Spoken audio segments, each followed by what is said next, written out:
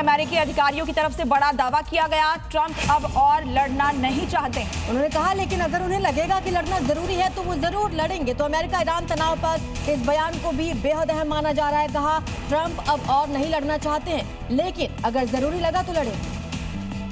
इधर अमेरिका के Los Angeles airport पर एक शमीम माफी नाम की ईरानी महिला को गिरफ्तार किया गया है, जिस पर ट्रंप के गढ़ में रहकर ड्रोन और बमों की इंटरनेशनल लेवल पर डील करने का आरोप है। ईरान के खतरनाक हथियार इसमें शामिल हैं। तस्वीरों में नजर आ रही शमीम माफी काफी ग्लैमरस है। अमेरिका में आलीशान जिंदगी जी रही थी, लग्जरी शौक रखती थी, लेकिन अब अमेरिका में सलाखों के पीछे पहुंच गई है, क्योंकि ये कोई मामूली लड़की नहीं है, बल्कि इंटरनेशनल लेवल की हथियार तस्कर है, जिसका नाम है शमीम माफी, जो ट्रंप की नाक के नीचे बड़ा खेल खेल रही थी। इसकी ओमान में एक रजिस्टर्ड कंपनी है, जिसके जरिए ईरान और सूडान के बीच करीब 580 करोड़ रुपए से ज्यादा का हथियारों का सौदा कराया। जहां 2023 से गृह युद्ध जारी है और ड्रोन जैसे हथियार युद्ध की दिशा बदलने में अहम भूमिका निभा रहे हैं। इस डील में ईरान के खतरनाक मोहाजेर 6 हथियारबंद ड्रोन और 55,000 बम फ्यूज शामिल थे। जिस क्लस्टर मिसाइल के सहारे ईरान ने इजरायल और अमेरिकी बेस पर भयंकर तबाही मचाई थी, वो मिसाइल अब उत्तर कोरिया के नेता किम जोंग उन को भी गया है। इसका उत्तर कोरिया ने सफल परीक्षण भी कर लिया है, जिसने दक्षिण कोरिया और जापान समेत कई देशों की टेंशन को बढ़ा दिया है।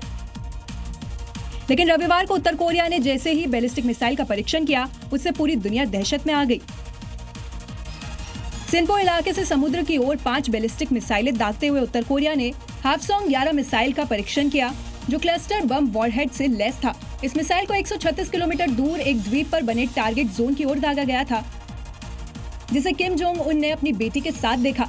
समुद्र में हुई मिसाइलों की ये हलचल न केवल दक्षिण कोरिया और जापान के लिए एक चेतावनी है, बल्कि दुनिया भर के रक्षा विशेषज्ञों को ये सोचने पर मजबूर कर रही है कि क्या किम जोंग किसी महायुद्ध के लिए बेताब है।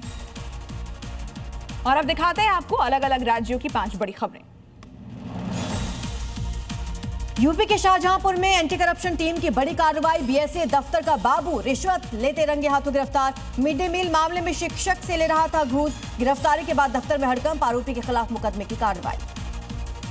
सिद्धार्थनगर में दर्दनाक हादसा, मेडिकल कॉलेज के 2 छात्रों की नदी में डूबने से मौत। नहाने के दौरान गहरे पानी में जाने से हादसा हुआ। पुलिस ने शव को बरामद कर कार्रवाई शुरू की।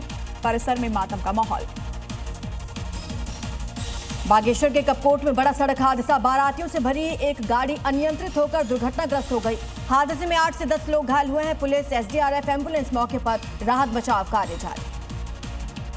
शिरडी के डीमार्ट स्टोर में कर्मचारी के धर्मांतरण को लेकर विवाद। अश्विन नाम के युवक को मुस्तफा बनाने का आरोप। मुस्लिम कर्मचारी सोहेल मनियर पर आरोप लगा है। मामला सामने आने के बाद हिंदू संगठनों में नाराजगी देखी गई। पुलिस जांच में जुट गई है। अब तक हालांकि एफआईआर दर्ज नहीं की गई।